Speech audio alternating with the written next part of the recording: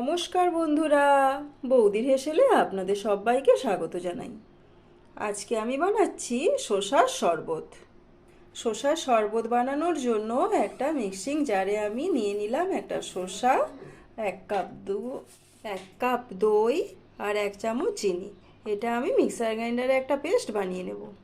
শসার পেস্ট তৈরি করে নিলাম। দিয়ে দিচ্ছি বিট লবণ, দিয়ে দিচ্ছি চাট মশলা। এটাকে এবার মিশিয়ে নেব। এইবার আমি ছেঁকে নেব।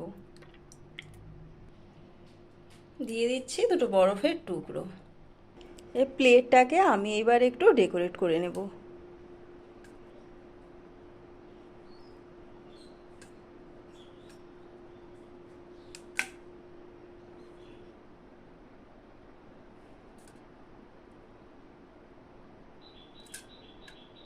তার জন্য আমি এখানে দিয়ে দিচ্ছি একটু পুদিনা পাতা।